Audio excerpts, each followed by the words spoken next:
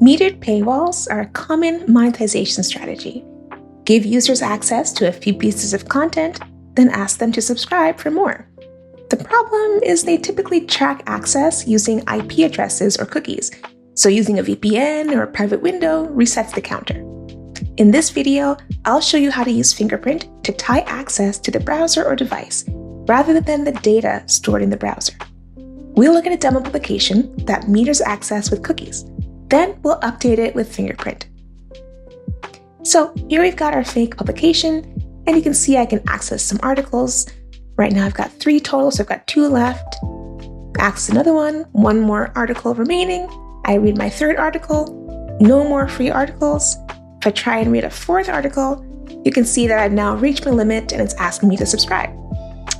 Problem is, I can open up developer tools and clear that data. And now when I try and access another article, my counter resets, right? The paywall is there, but it's only as strong as whatever's stored in the browser.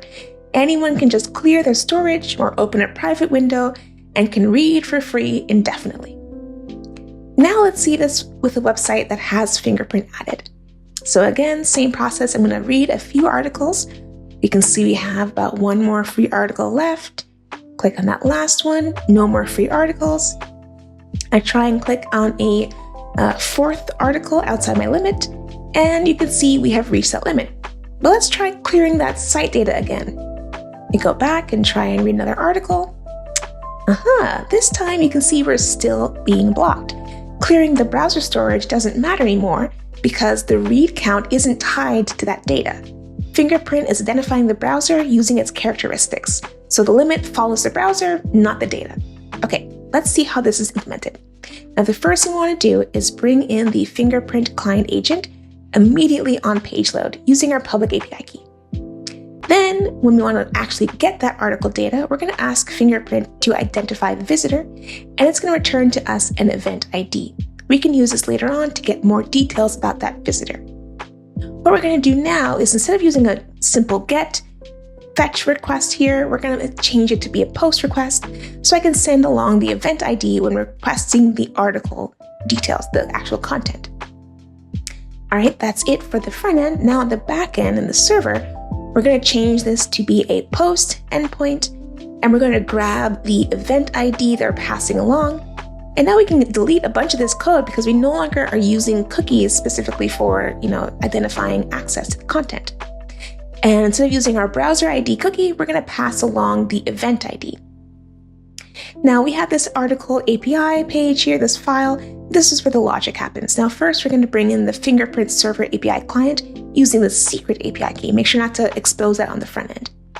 And now instead of using the browser ID directly, we're going to first start with that event ID. And we're going to use that event ID to get the full identification events. So this is going to include all kinds of things like bot detection, virtual machine detection, proxy detection, all that good stuff will be returned to you here. What we're going to take out first, though, is the visitor ID. This is a stable identifier for browser or devices that lasts even if you change your IP address, if you use incognito mode or clear your cookies, it still recognizes the browser or device. And we're going to use that visitor ID instead of our cookie as our way of keeping track of how many or what articles you viewed. Now I mentioned we also have bot detection that we're getting in that event identification, so we're going to use that here too, because that's often used to scrape proprietary data. So anything that's not detected will get blocked as well.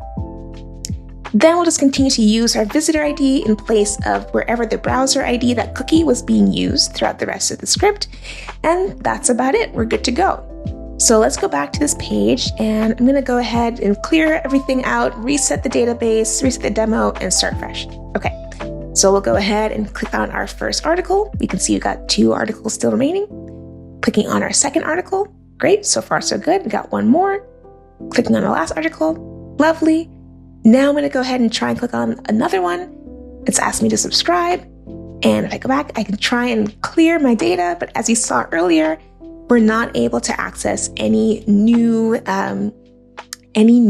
articles here, right? So tying the read counts to a visitor ID instead of something easy to modify like cookies or IP addresses can help you to better enforce your paywalls because you're tracking content against the browser or the device itself, right? Not against whatever is in the browser storage. So go ahead and take a look at the full tutorial and the example application for step-by-step instructions and try it out for yourself. Take care.